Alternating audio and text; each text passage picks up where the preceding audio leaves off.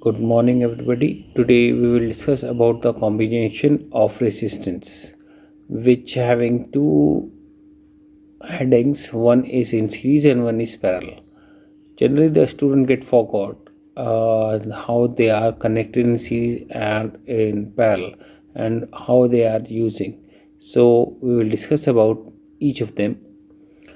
The resistance is said to be in series if they are joined end to end and the same current flow through it, each of them, when the potential difference is applied on the combination. Suppose there are a number of resistors as shown in the figure. Let's see that. Now here we are seeing there are three resistors are there. They are connected in series, and what will be the total resistance that form a single resistance? We know that the each resistance having R1, R2, R3 and same current is passing through it. So what you can say that the potential applied in each of them is V1, V2, V3. That is, if I calculate the total potential, that is V is equal to V1 plus V2 plus V3 according to Ohm's law.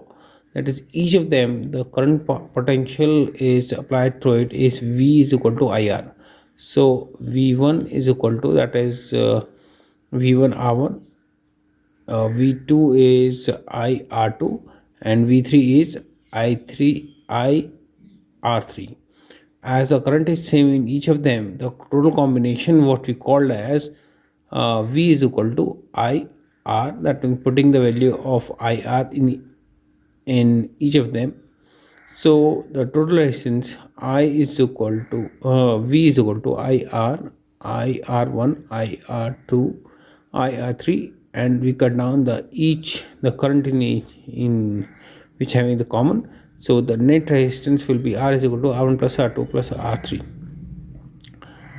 यहाँ हम देखेंगे तीन resistance हैं, 1 2 3, और हम एक का combination पूछा गया है, टोटल कॉम्बिनेशन कितना होगा। तो अगर हम देखें, अगर इसमें करंट सेम रहता है, और आप ये कह सकते हैं इस तरीके से जैसे कि हर एक में करंट सेम रहता है, और याद करने का तरीका यही है कि अगर ये हर एक रेजिस्टेंस जो है दरवाज़ा है, it's like a door and each person, that means each electron has to pass through from A to B.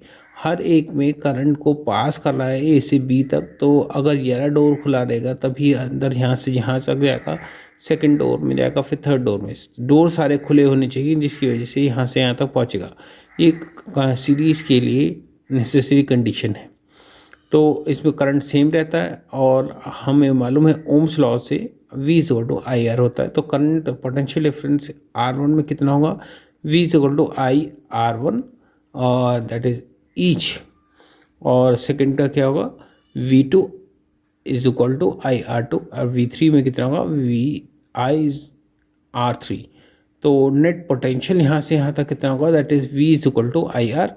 तो हम लेंगे दैट इज़, और इसका combination that is V1 plus V2 plus V3, क्योंकि इसमें पोटेंशियल डिफरेंट होंगे मगर current same होगा। तो हम इसकी वैल्यू पुट करेंगे हर एक की, और हमें आएगा V is equal to IR में VI R0 IR1 plus IR2 plus IR3, और R जो सीरीज़ का है हमारा R0 या RS जो सीरीज़ का है उसमें करंट सेम है। तो हम क्या करेंगे? कॉमन से कट डाउन करेंगे और ये इसका नेट रेजिस्टेंस निकलेगा। इसी तरीके से हम पैरेलल का कैलकुलेट करेंगे। The resistance is said to be in parallel if 1 to 1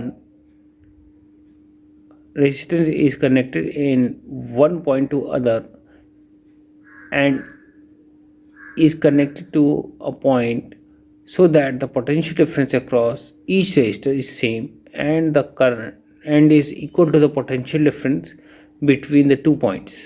यहाँ पर आप देखेंगे कि अगर जो पोटेंशियल डिफरेंस है उसका पोटेंशियल सेम रहता है मगर करंट डिफरेंट रहता है। जैसे इसमें देखेंगे, जैसे आप देखेंगे R1 R2 R3 इनका सबका पोटेंशियल तो सेम है और करंट जो है वो डिफरेंट होगा। और ये भी अगर आप ऐसे मान सकते हैं, हर एक रेजिस्टेंस है डोर यानी दरवाज़ा, करंट यहाँ से जा सकता है, यहाँ से जा सकता है, यहाँ से जा सकता है। तो अगर कई दरवाजे हैं जिसमें जा सकता है तो उसे हम पैरेलल में कहते हैं. Those we are connecting, that means each of them having the potential difference is constant but the current are different. इसमें करंट डिफरेंट होता है, पोटेंशियल डिफरेंस सेम होता है. तो नेट पोटेंशियल हमारा किसके बराबर आएगा, हम इसे कैलकुलेट करना है. तो हम ये मानेंगे इसमें जो करंट है I1 जाता है, इसमें I2 जाता है और इसमें I3 जाता है. Let's consider that the each that is in R1 resistant current is passing through is I1, and in R2 the current is passing through R2, and in resistance 3 the current is passing, R3 is passing through it.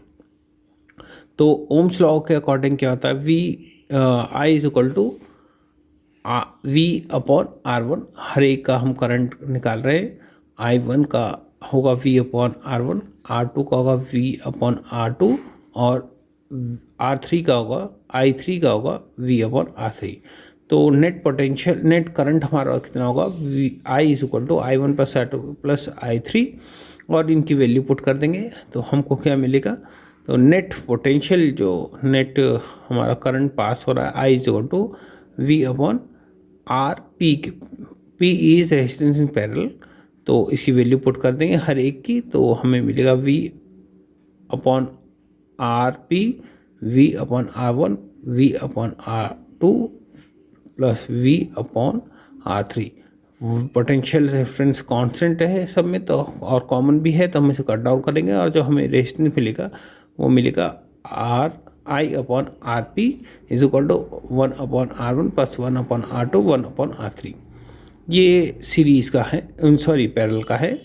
और हम देखेंगे कि हर एक इसमें जो potential है हर एक resistance वो सेम रहता है और करंट डिफरेंट रहता है. We consider that in each resistance the current is differ while the potential is changing.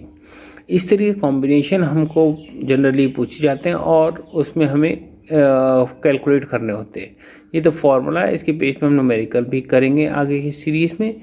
और आज के लिए इतना ही. जिन्होंने मेरा चैनल सब्सक्राइब नहीं किया है वो सब्सक्राइब कर दें, जिससे कि उन्हें आने वाले फिज़िक्स हिंदी और इंग्लिश में आसान भाषा में मिलते रहे. Thank you.